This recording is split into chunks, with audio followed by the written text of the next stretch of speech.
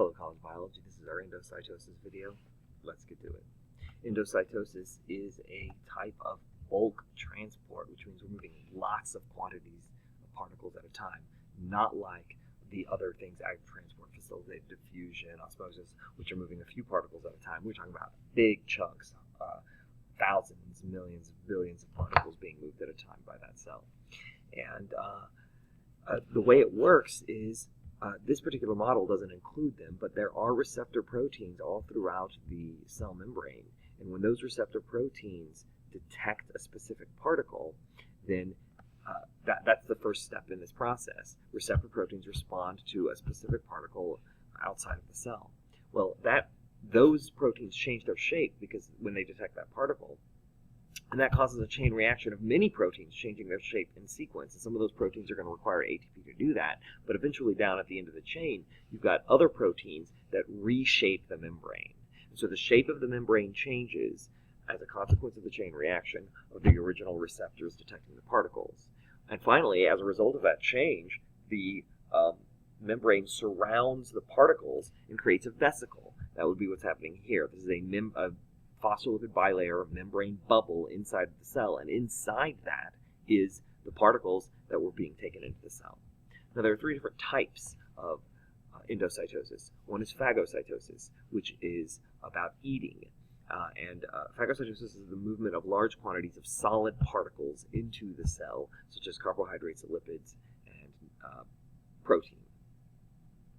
A second type of endocytosis is pinocytosis, which means to drink, and it is the movement of large quantities of liquid molecules, usually water, into the cell. And this can be a very desperate, inefficient form of osmoregulation because it requires ATP to reshape that membrane. So you're using a lot of energy to get that water. Finally, we have receptor-mediated endocytosis, which is moving in large quantities of regulatory particles into the cell. These are particles that are used for the cell health or cell maintenance or cell communication, such as drugs or vitamins or hormones. So not for food, but things needed to keep the cell going. Now, once you've created this vesicle, there are a couple of things that happen. One is rarely this happens, but this vesicle might bounce around and eventually hit the cell membrane and refuse with the cell membrane, kind of doing this process in reverse, opening itself up and releasing its contents. That is a terrible waste of energy because a lot of ATP went into making this vesicle. And we want those contents for the cell. So that's a rare thing, but it can happen.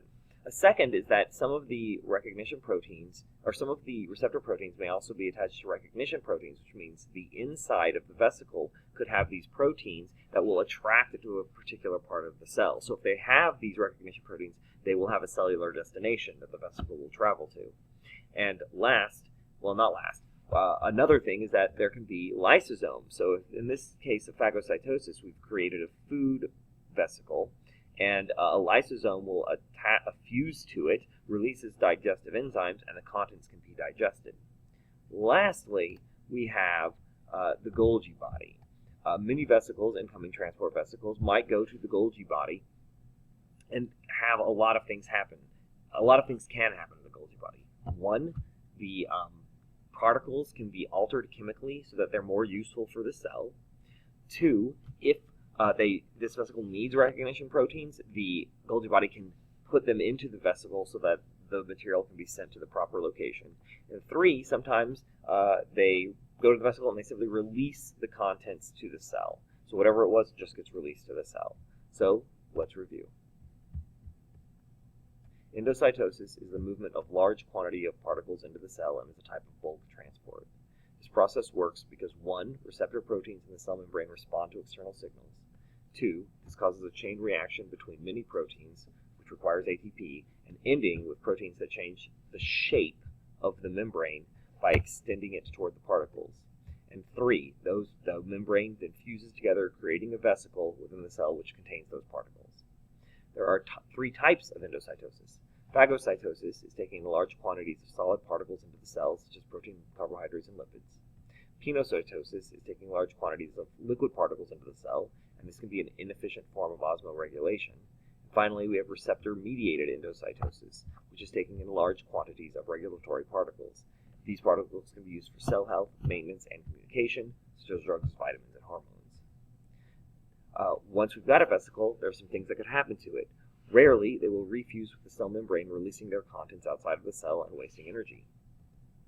If they have recognition proteins, they may be attracted to specific locations in the cell. A lysosome may fuse with the vesicle, releasing digestive enzymes, breaking down its contents, and the vesicle may fuse with the Golgi body, where lots of things can happen. 1, the contents could be altered so that they can be more useful to the cell. 2, the vesicle could be given recognition proteins so that it could go to a specific cellular destination. 3, the contents of the vesicle could be released to the cell. I hope this helps. Struggle well.